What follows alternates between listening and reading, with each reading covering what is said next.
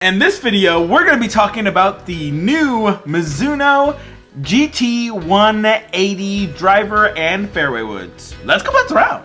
Hit the ball!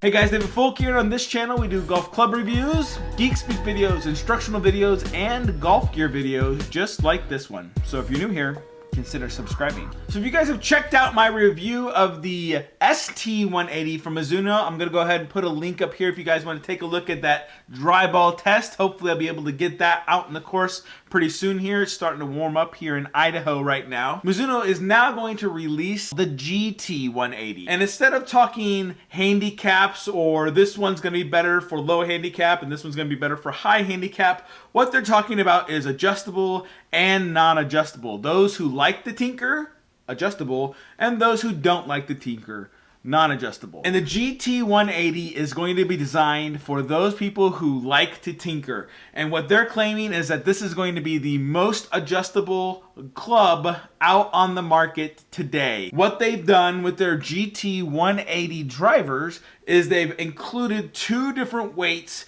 which is going to be all metal versus what they were in the JPX 900, which had a plastic cover around them. These metal weights, which are going to be 8 grams a piece, can be placed in the center, which is going to move the center of gravity forward or backwards, can be put on the fade or the draw bias on the toe or on the heel, depending on where you want it, or you can actually put both weights on the toe or both weights on the heel to optimize and give you guys even more opportunities to adjust the driver to your preferences. So they're claiming this to be the most adjustable driver, along with having a sole plate that allows it to sit open or closed or neutral. So you have lots of different options you can do with the weights and with the sole plate, as well as the adjustable hosel that you can have. Again, the idea of the Mizuno GT180 is going to be for those who like to tinker with the club. Now, what really interests me about the GT180 isn't the weights. I don't really tinker with the weights all that much. I kind of find the shot shape, the launch angle, the spin rate, all that I want, and I kind of just leave them alone, which is what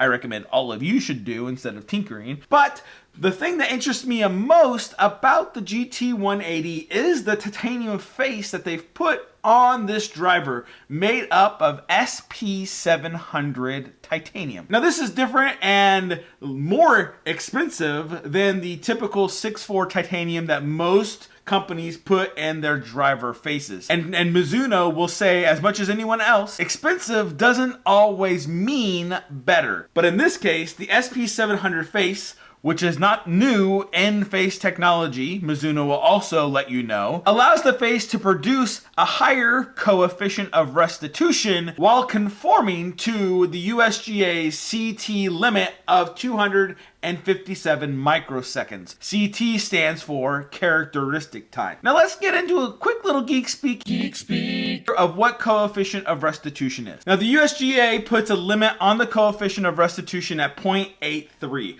And what they're saying is if the face of a driver is 0 degrees and they shoot a ball 100 miles an hour at it, it should only bounce back at 83 miles an hour, presenting a coefficient of restitution of 0.83. This has a characteristic time of 239 microseconds.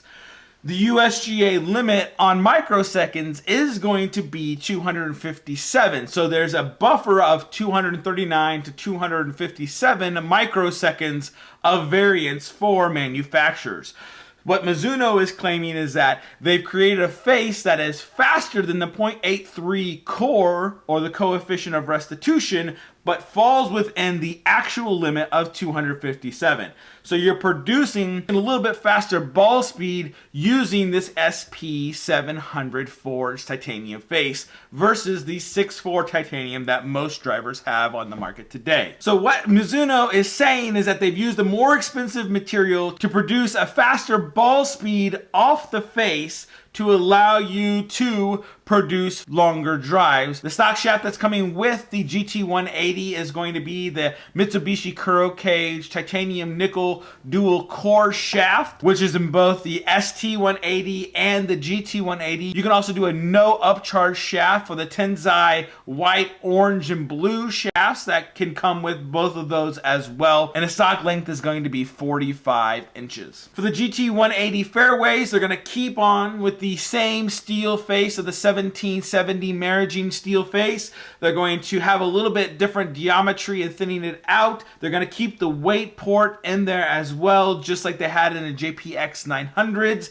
And they're also creating what's called a tour spoon, which is going to be a stronger lofted 3-wood, with also is going to have adjustability for those of us who want to adjust it. So if you're like me, you wonder how Mizuno comes up with picking their names. It was easily understood with the JPX 900 driver and the JPX EZ driver going with the same line with the driver and the irons. But Mizuno says that they're trying to move away from the lineup of the irons matching the lineup from the driver. They don't like that recipe. They haven't had success with that recipe. They're even saying that JPX EZ line that they've had for the past, 4 or 6 years was basically a miss. They don't want to advertise toward high handicappers and low handicappers. They feel like it's not about what your handicap is. It's about having the right club perform for you, and whether or not you're a tinkerer or whether you're not a tinkerer. So Mizuno's moving away from combining lines like the M3 and M4 lineup that TaylorMade has, or similar with the Rogue and the Epic lineup that Callaway has. They're basically having their own line of irons, the MP line and the JPX line, and their own line of drivers, the ST and the GT, and what they're doing with the wedges as well, which is going to be the T line and the S line. So they're basically creating lineups that are going to fit into specific categories. They want to allow you guys to choose what driver is best for you, what irons are best for you, what wedges are best for you, and not feel like you have to be stuck in a specific category. Whereas, let's say you pick the JPX 900 irons, but you like the GT180 driver, you can choose a variety without feeling like you're stuck in a specific rut because you're a specific handicap. So guys, I look forward to hearing your comments down below. Is this driver, the GT180, something that you guys are interested in trying? I look forward to hearing your comments down below. I've seen a lot of comments of those who are already interested and have tried the ST180 and they really liked it. From what I could see, a couple of you guys also said it's outperforming the Rogue, outperforming the M4. And it's really interesting to see what the GT180 is going to do versus the ST180. And again, do you want to tinker with the weights and tinker with the sole plate of the GT180, or would you rather just go with the ST180, which is kind of be more of the adjustable hosel, and that's it for you guys? Let me know in the comments below which driver you guys would choose. I look forward to hearing from you. If you have any questions, go ahead, post those down below. I try to get to everybody's comments and questions. While you're down there, of course, guys, go ahead, hit that subscribe button. Give us a thumbs up because YouTube likes that. Thanks for watching, and we'll chat with you next time.